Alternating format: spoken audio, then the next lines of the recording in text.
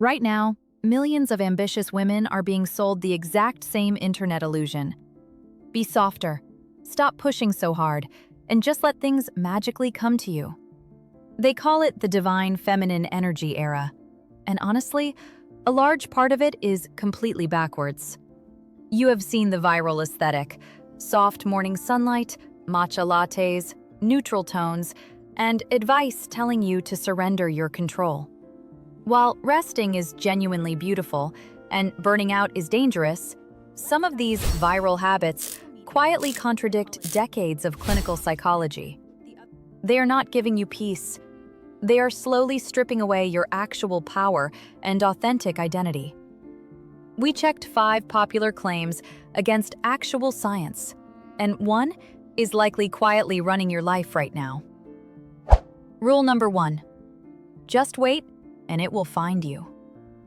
This is arguably the most repeated piece of advice in the entire soft living movement. Stop trying so hard, stay in your feminine energy, and simply let your desires arrive. But pause for a second and picture what that actually looks like in reality. It is the career promotion you never asked for, the difficult conversation you never initiated, or the dream apartment you never inquired about. All because you convinced yourself that whatever is meant to be will happen naturally.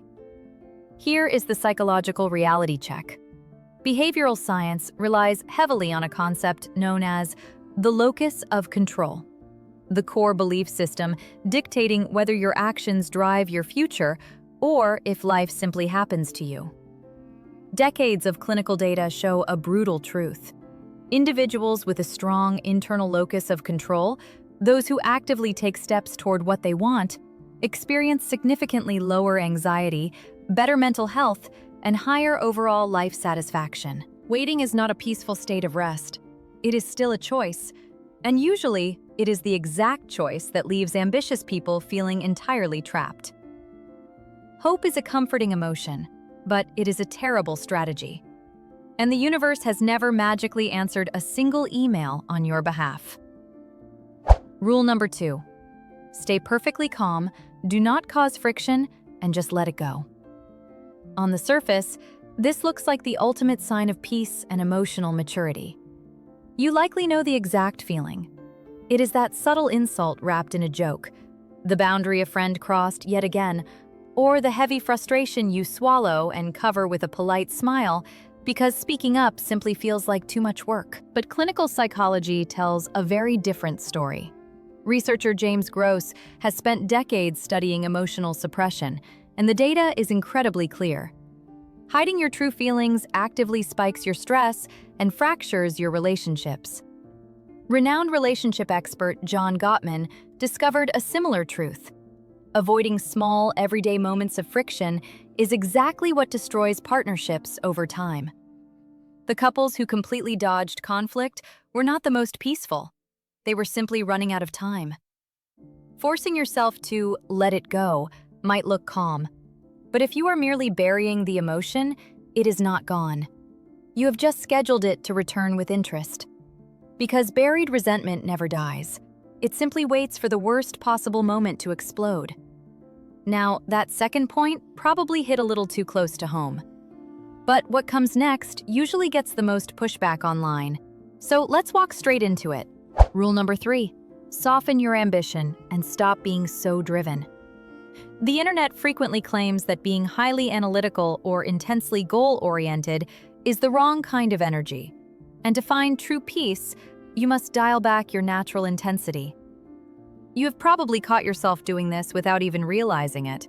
It is the moment you downplay a massive career milestone, shrink your achievements in conversation, or claim you just got lucky, because confidently owning your hard work might make others feel intimidated. But behavioral science completely rejects this. Psychologists Edward Deci and Richard Ryan dedicated decades to researching human fulfillment, and their conclusion is absolute. Genuine well-being comes from living authentically. If your core nature is inherently driven and analytical, suppressing those traits does not miraculously make you calmer. It simply makes you smaller, and smaller is never peaceful. Telling a naturally ambitious woman to soften up is never self-care. It is asking her to artificially perform a fake personality. And maintaining a performance for years is not a soft life. It is an exhausting, unpaid, full-time job. We are down to the final 2 rules, and this next one is going to be highly controversial. So let's get right into it. Rule number 4. Surrender the financial control and let him handle everything. The internet frequently romanticizes the idea of completely detaching from money management in order to maintain a soft, stress-free life. Now, dividing household duties is entirely healthy, but notice the dangerous pattern this creates. It is the banking application you never check, the retirement fund you cannot name, and the comforting illusion of, "we will figure it out together," that really just means your partner manages it all. Clinical research consistently links personal financial independence in women to drastically lower depression rates and much healthier relationships. This is not because wealth miraculously creates joy. It is because having personal resources gives you undeniable options. And simply having options, even if you never choose to use them, builds an internal safety net that cannot be faked. Financial comfort that relies entirely on the generosity and goodwill of another person is not actual peace. It is borrowed stability, and eventually, everything borrowed must be paid back. We are down to the 5th and final rule, and if you have ever been told to just stay positive right after someone crossed your boundaries, you need to pay very close attention to this next one.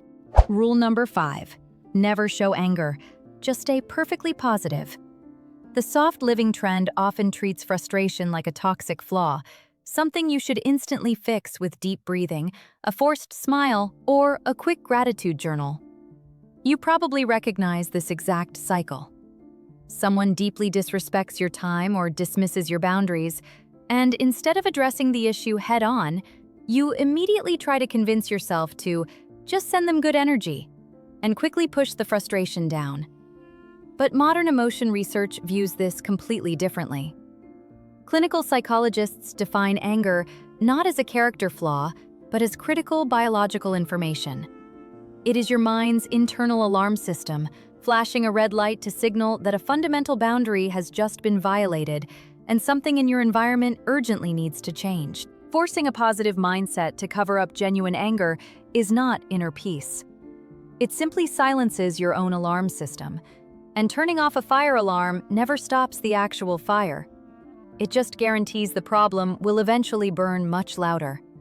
Now, zoom out for a second, because if you look closely, there is one terrifying pattern quietly hiding underneath all 5 of these rules. If you take a step back and look at all 5 of these rules, there is one terrifying thread connecting them. Every single one is subtly asking you to shrink, to demand less, to accept less, and to ultimately become less. But psychological data consistently points to the exact opposite conclusion. Human beings thrive, experience genuine peace, and maintain better mental health when they are allowed to exist as their complete, authentic selves, not a watered-down, softer version.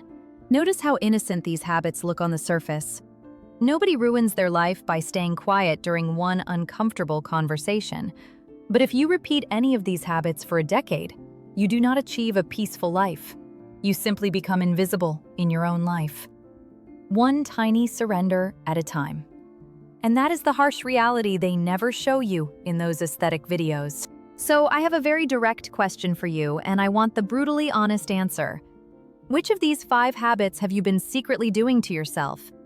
Pick just one, and for the next 7 days, I challenge you to try the exact opposite. Speak up instead of swallowing the frustration. Own your ambition.